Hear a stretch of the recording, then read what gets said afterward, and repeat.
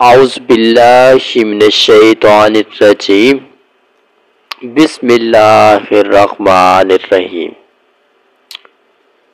آج پیر کا دن بہت برکتوں والا دن، ہر قسم کی نحوست آفت سے نجات کا دن، خاص کر نہ ہونے والے کاموں کے اندر آسانی اور اللہ پاک کے سارا دن رحمت برسنے کا دن آج ہوگا۔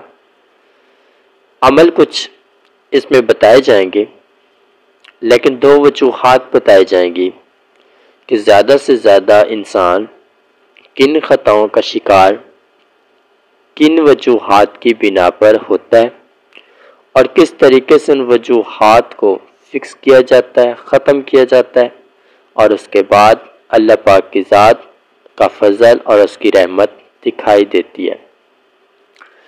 پہلی چیز ہم نے دیکھی ہے کہ ہم لوگ کے گھر میں رزق پورا نہیں ہوتا، ہم لوگ جتنا بھی کما کے آتے ہیں اس میں برکت دکھائی نہیں دیتی، فوراً ایک مصیبت سے ہم نکلتے ہیں دوسری میں پھنس جاتے ہیں۔ بہت زیادہ ہم کوشش کرتے ہیں کہ ہماری زندگی کی تمام مشکلات اور تکالیف ختم ہو جائیں، لیکن وہ پھر بھی ختم نہیں ہوتی۔ اس کے علاوہ بہت سارے ایسے ہمارے معاملات ہوتے ہیں جو ہم چاہتے ہیں ٹھیک ہو جائیں، مگر وہ بھی ٹھیک نہیں ہوتے۔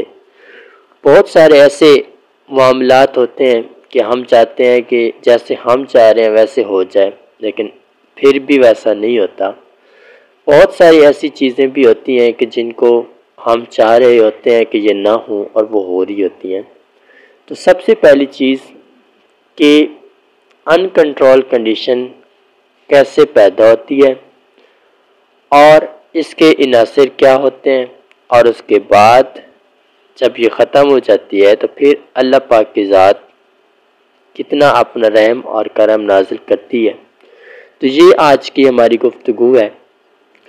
پہلی چیز ہے رزق کا پورا نہ ہونا۔ ہمیشہ رزق دو وجوہات کی بنا پر پورا نہیں ہوتا۔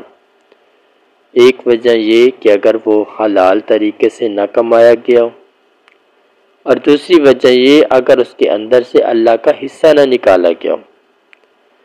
ہم میں سے بہت سارے لوگ ایسے ہیں جو رزق جمع کر لیتے ہیں، اپنے اہل و عیال پر خرچ کرتے ہیں، پھر جمع کر لیتے ہیں۔ اب وہ سوچتے ہیں کہ گویا جو رزق وہ جمع کر رہے ہیں ان کی تو نسلوں کے لیے بہت بہتر رہے گا، ان کو تو کوئی پریشانی کوئی تکلیف دکھائی نہیں دے گی۔ لیکن وہ یہ جان لیں کہ جتنی دیر وہ اپنا رزق کو جمع کرتے رہیں گے اتنی دیر وہ اللہ کے عذابات کا شکار رہیں گے۔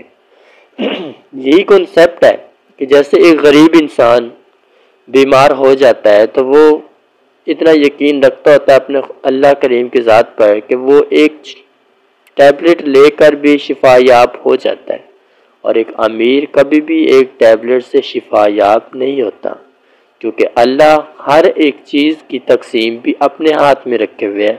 اور جب اس رزق کے اندر سے بالفرض آپ کے پاس 1000 روپے موجود ہیں، اگر ان میں سے آپ 100 روپے اللہ کے راستے میں دیں گے تو وہ 100 آپ کے لیے کئی ہزاروں کے برابر ہوئے گا اور آپ کو اس کا اجر ملے گا۔ اور اگر ہم یہ سوچیں گے کہ بس ہمارے پاس کچھ نہیں ہے تو ہم کیا کریں، لیکن یاد رکھیے اللہ کی جتنی بھی کائنات ہے، چاہے غریب ہیں چاہے امیر ہیں، سب برابر ہیں، اور جتنا زیادہ ایک دوسرے کے دکھ درد میں شریک ہونے کی کوشش کریں گے اللہ کریم آپ کی عزت میں اتنا اضافہ کرے گا۔